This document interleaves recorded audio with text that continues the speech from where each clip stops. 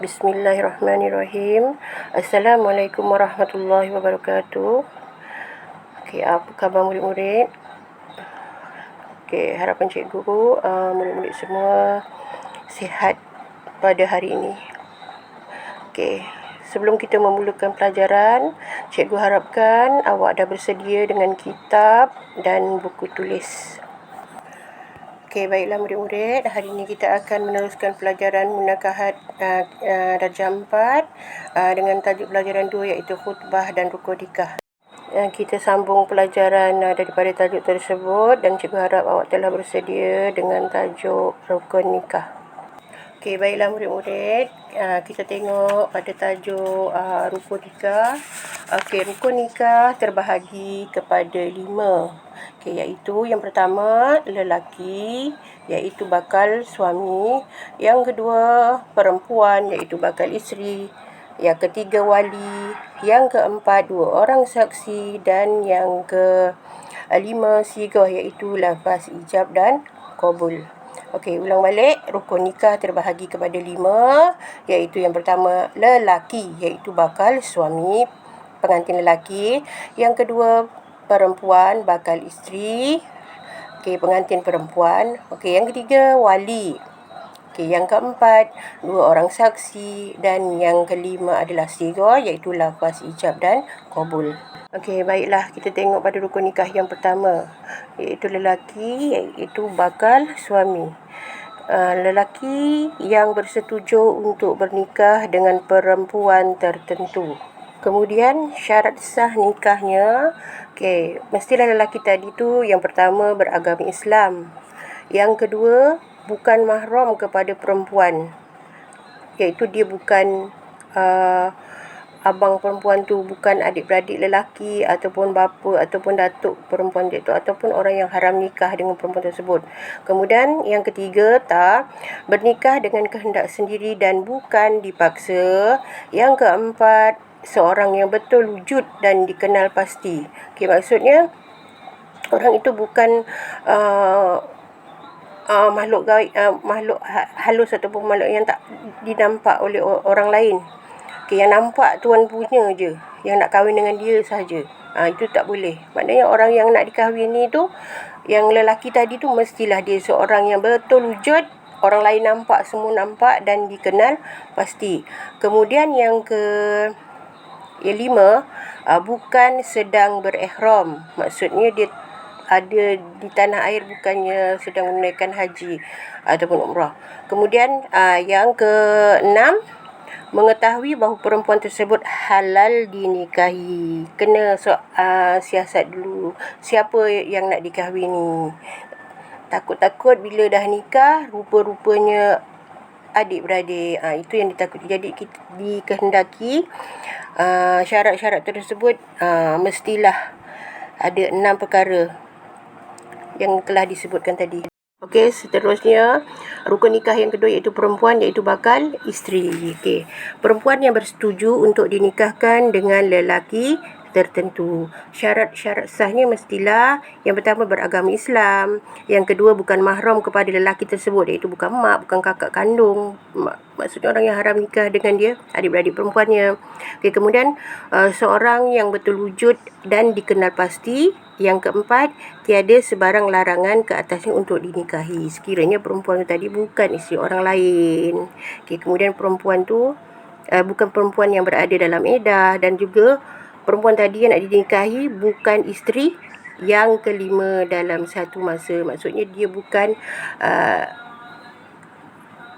perempuan yang nak dinikahi tadi tu bukan yang kelima untuk seorang suami. Maksudnya bermadu ataupun berpoligami. Lelaki tu nak kahwin sampai 5 tak boleh. Lelaki hanya boleh berkahwin 4 orang sahaja. Okey, baiklah murid-murid, seterusnya rukun nikah yang ketiga adalah wali. Okey, apa tu wali? Orang yang mempunyai kuasa yang dibenarkan oleh syarak untuk menikahkan seseorang perempuan, iaitu bakal isteri dengan lelaki, iaitu bakal suami. Syarat itu mesti ada padanya.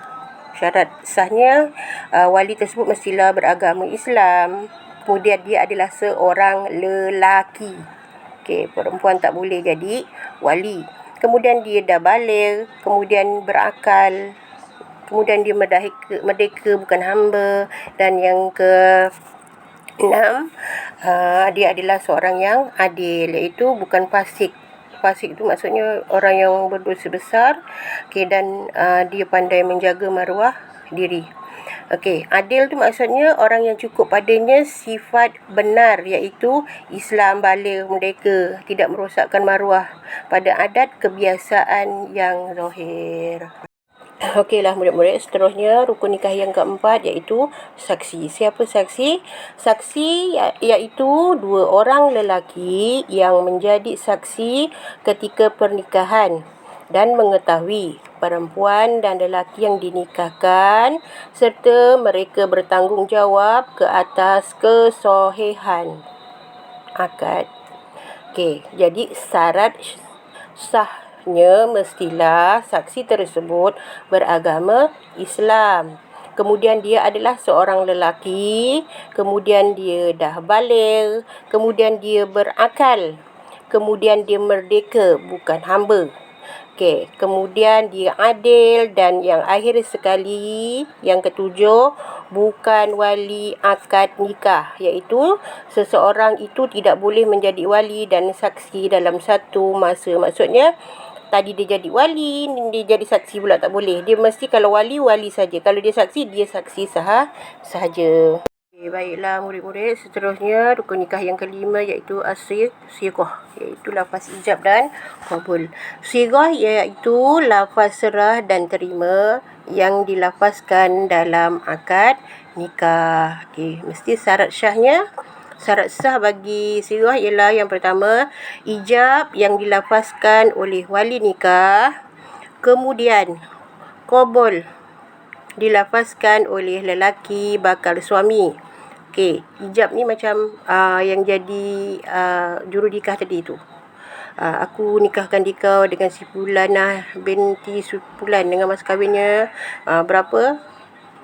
Itu lafaz ijab. Kemudian yang qabul, yang bakal suami tadi tu, aku terima nikahnya si Fulanah binti si Fulan dengan mas kahwin RM20 setengah tunai. Itu lafaz qabul. Kemudian lafaz ijab dan qabul mesti mengandungi perkataan nikah atau tazwij atau perkataan yang sama makna dengannya. Kemudian yang keempat, iaitu lafaz ijab dan qabul hendaklah berurutan, tidak diserlangi oleh kata-kata lain. Contoh, jurunikah kata, aku nikahkan dikau dengan si Fulanah binti si Fulan dengan mas kahwinnya RM22 setengah tunai. Kemudian dia berbual cakap bual gitu gini. Lepas tu barulah si bakal suami tadi melafazkan lafaz qabul tadi, aku terima, tak boleh. Jadinya dia tak boleh diselangi dengan kata-kata lain ataupun dengan diam yang lama. Dah juri nikah gini, aku nikahkan dikau tadi tu sampai habis, kemudian dia diam lama. Kedua-duanya diam. Lepas tu dalam 10 minit barulah si pengantin lelaki tadi atau bakal suami tadi melafazkan qabul tadi tu, aku terima nikahnya. Itu tak boleh. Kemudian tidak bersyarat dan tidak bertempoh. Maknanya tak ada syarat dan tak ada tempoh berapa lama. Itu tadi murid-murid penerangan cikgu tentang rukun nikah serta syarat sah nikah bagi setiap rukun tersebut. Dan kat sini cikgu nak terangkan sikit je untuk perempuan.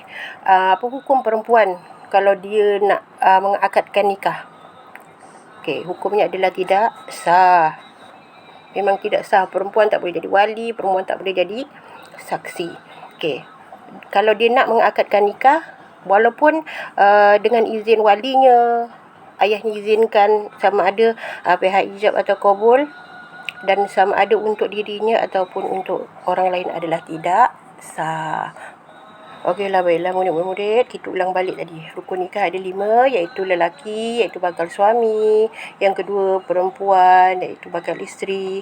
Yang ketiga, wali. Yang keempat, 2 orang saksi. Dan yang kelima adalah sighah, iaitu lafaz ijab dan qabul. Jadi harapan cikgu murid ingatkan setiap rukunnya dan syarat sah bagi setiap rukun tersebut. Okey, rasanya itu saja.